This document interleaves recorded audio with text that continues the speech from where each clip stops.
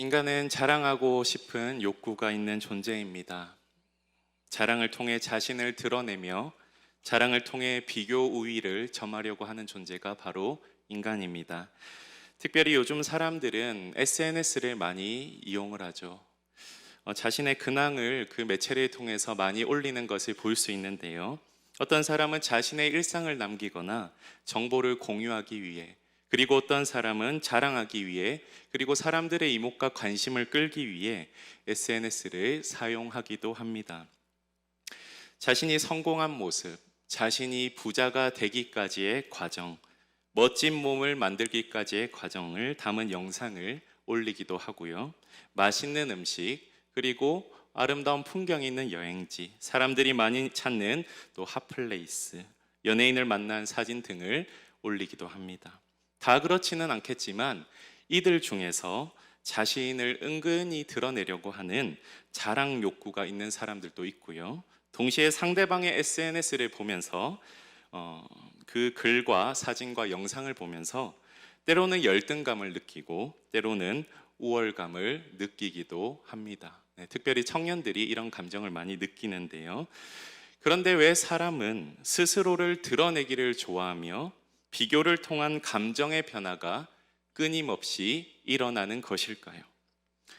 그러한 인간의 상태를 유심히 들여다보면 그 근저에는 스스로를 높이고자 하는 자기 중심성이 자리 잡고 있음을 보게 됩니다. 인간의 자기 중심성은 약 2000년 전에도 똑같이 드러났죠. 특별히 1세기의 그리스 문화에서는 그러한 인간 본성이 더 부각됨을 보게 됩니다. 당시 1세기 문화는 명예와 수치라는 가치가 중요시되는 문화였습니다. 이 문화에서는 지위와 명예에 대한 욕구가 아주 극심했습니다.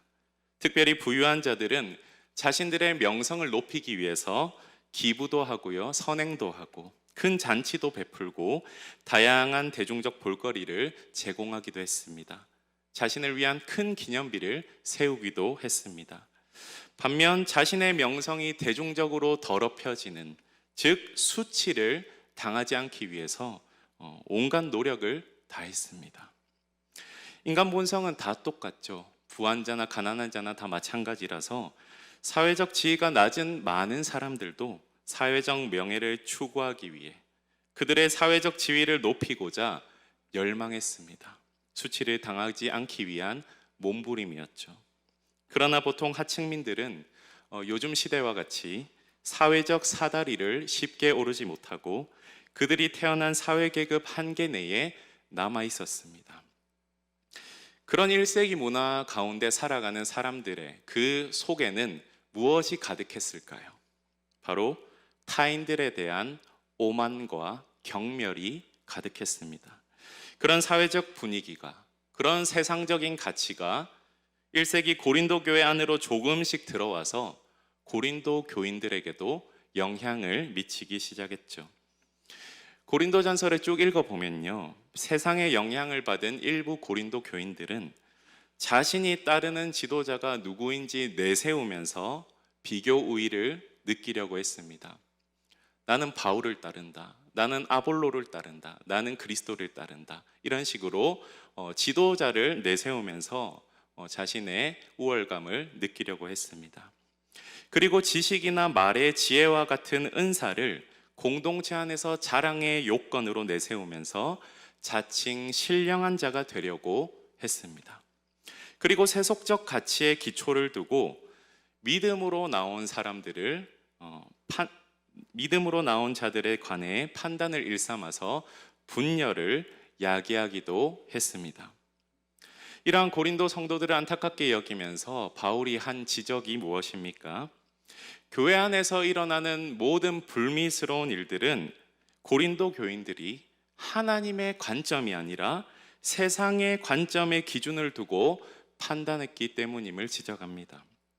그래서 바울은 고린도 교인들에게 세상의 기준과 지혜가 아닌 하나님의 기준과 지혜를 신뢰할 것을 촉구합니다. 그러면서 너희가 예수 그리스도를 믿었을 때, 하나님이 너희를 부르셨을 때 그때의 모습이 어떠했는지 돌아보라라고 말을 하죠. 우리가 읽은 26절에서 바울은 이렇게 말합니다. 형제들아 너희의 부르심을 보라.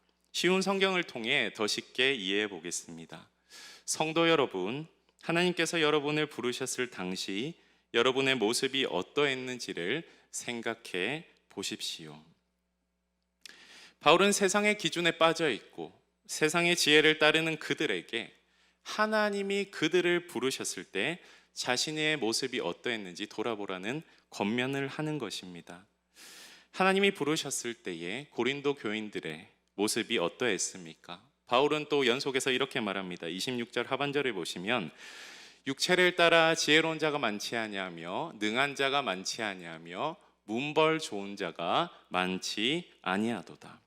육체를 따라라는 말은 영적이지 않은 세상적인 기준을 따라라는 말입니다. 세상적인 기준으로 볼 때, 그리고 고린도 교인들이 부르심을 받을 때는 지혜로운 자, 능한 자, 문벌 좋은 자가 많지 않았다는 말입니다. 그런데 기억해야 할 것은 이 고린도 교인 중에서 세상 지위를 가진 자가 덜어 있었다는 사실입니다. 이는 바울이 지혜로운 자, 능한 자, 문벌 좋은 자가 없다라고 말하지 않고 많지 않다라는 말을 통해서 추측해 볼 수 있습니다. 즉 고린도 교회 안에는 다양한 계층의 사람들이 있었다는 것을 우리는 인지해야 합니다. 그렇지만 교회 안에 많은 사람들은 세상 기준으로 보았을 때 기준 미달인 사람들이 많았습니다. 그런데 하나님께서는 이 세상의 기준과 가치와는 반대로 미련해 보이고 약해 보이고 천해 보이고 없는 것처럼 보이는 그들을 택하셨음을 27절, 28절에 말씀하고 있습니다. 네, 여러분 저 화면에 보시면 바울이 하나님의 선택을 강조하기 위해서 3번이나 택하사라는 말을 사용했음을 보게 됩니다. 하나님이 택하신 사람이 누구입니까? 지혜 있는 자가 아닌 미련한 자, 능하고 강한 자가 아닌 약한 자, 문벌 좋은 자가 아닌 천하고 멸시받는 자입니다. 이 구절은 하나님께서 택하심의 역사를 행하실 때 세상의 가치와는 반대되고 그리고 그 가치를 완전히 무너뜨리셨다라는 그러한 사실을 알려줍니다. 여러분 구약 시대에도 하나님의 택하시는 방식은 오늘 본문 말씀과 비슷하죠. 신명기 7장 7절을 보겠습니다. 여호와께서 너희를 기뻐하시고 너희를 택하심은 너희가 다른 민족보다 수요가 많기 때문이 아니니라. 너희는 오히려 모든 민족 중에 가장 적으니라. 하나님이 택하신 이스라엘 백성 어떤 민족이었습니까? 모든 민족 중에 가장 어떻습니까? 적은 민족이었습니다. 가장 적은 이스라엘 백성을 하나님께서 선택하셨다는 것이죠. 약하고 천한 자들을 택하신 하나님의 방식이 이 구약의 말씀이나 오늘 읽은 고린도 전서에 동일하게 적용됨을 보게 됩니다. 그렇다면 하나님은 왜 능력 없고 영향력 없고 지위 없는 자들을, 약한 자들을 택하실까요? 하나님이 약한 자들을 택하시는 것은 그들을 강하게 만들기 위해서, 그들이 상층 계급으로 옮겨 놓기 위해서, 새로운 계급 투쟁을 시작하도록 위해서일까요? 아닙니다. 하나님께서 약한 자들을 선택하시는 이유는 모든 인간적인 가치들을 뒤집고 모든 인간적 자랑을 배제하기 위해서입니다. 물론 하나님께서 부유한 자나 지혜로운 자를 무시하는 것이 아닙니다. 하나님은 편견을 갖거나 한쪽으로 치우치신 분이 아니시죠. 하나님의 공의와 긍휼과 은혜는 그들의 배경과 상관없이 모든 사람에게 적용됩니다. 다만 우리가 하나님의 택하심을 보며 알 수 있는 사실은 어떤 인간적 노력과 성취와 업적이라 할지라도 하나님 앞에서는 자랑거리가 되지 못한다는 사실입니다. 29절입니다. 이는 아무 육체도 하나님 앞에서 자랑하지 못하게 하려 하심이라. 그러면 누가 자랑할 수 있습니까? 누가 하나님 앞에 설 수 있습니까? 누가 하나님 앞에서 올바른 지위를 획득할 수 있습니까? 바울은 하나님 앞에 자랑할 수 있는 유일한 한 가지를 말합니다. 그 한 가지는 바로 참된 지혜이신 예수 그리스도 안에 있는 것이라고 말합니다. 그 한 가지는 바로 참된 지혜이신 예수 그리스도 안에 있는 것이라고 바울은 강조합니다. 예수님 안에 있는 것이 유일한 자랑거리라는 말이죠. 왜 예수님 안에 있는 것을 하나님 앞에 자랑할 수 있는 것일까요? 30절을 함께 읽겠습니다. 시작. 너희는 하나님으로부터 나서 그리스도 예수 안에 있고 예수는 하나님으로부터 나와서 우리에게 지혜와 의로움과 거룩함과 구원함이 되셨으니. 아멘. 하나님으로부터 오신 지혜이신 예수 그리스도 안에 우리가 있을 때 그리스도께서 우리에게 의로움과 거룩함과 구원함이 되시기 때문입니다.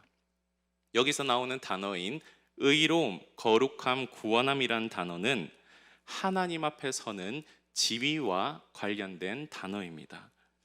우리가 예수 그리스도 안에 있으므로 그분의 의로움과 거룩함과 구원함을 공유하게 되며 하나님 앞에 설 수 있는 지위를 얻게 되는 것이죠. 예수님 안에 있다는 사실이 하나님 앞에서 유일한 자랑거리, 내세울 수 있는 것이 된다는 말씀입니다. 그렇기 때문에 더 이상 인간은 사람의 지혜나 행위를 통하여 주님 앞에 서는 모든 시도들을 중단해야만 할 것입니다. 지혜와 행위로 주님 앞에 나아가 자랑하는 교만함을 버려야 할 줄 믿습니다. 하나님께서는 사람의 행동을 통하지 않고 사람의 지혜나 계획을 통하지 않고 십자가에 못 박히신 그리스도 안에서 하나님 앞에 서는데 필요한 모든 것을 이루도록 역사하시는 줄 믿으시기 바랍니다. 그렇기 때문에 우리는 31절에 나오는 바울의 권면을 마음에 새겨야 할 것입니다. 함께 읽겠습니다. 시작. 기록된 바 자랑하는 자는 주 안에서 자랑하라 함과 같게 하려 함이라. 아멘. 자랑하는 자는 어디 안에서 자랑하라고요? 주 안에서 자랑하라는 말씀입니다. 여러분, 우리가 주 안에 있다는 사실만을 자랑하며 평생 이 자랑을 하는 것에 만족할 수 있게 되기를 간절히 바랍니다. 말씀을 정리하겠습니다. 미련한 자들과 경건하지 않은 자들은 자신들을 자랑합니다. 그리고 돈, 지식, 명예 등 세상의 지혜를 자랑합니다. 그러나 그리스도인은 오직 내가 예수님 안에 있게 된 것, 그분이 나의 의로움, 거룩함, 구원함이 되신 것에 기쁨과 만족을 느끼며 자랑합니다. 그리스도 예수 안에 있고라는 이 말씀의 능력을 깨닫는다면 더 이상 세상의 지혜를 자신의 자랑거리로 내세우지 않습니다. 세상의 기준으로 자존감을 얻기 위해서 싸울 필요도 없고요. 끊임없이 낮은 자존감으로 우울해할 필요도 없습니다. 오히려 하나님께서 베풀어 주신 은혜에 감사하며 하나님께만 영광을 돌리는 삶을 살게 될 것입니다.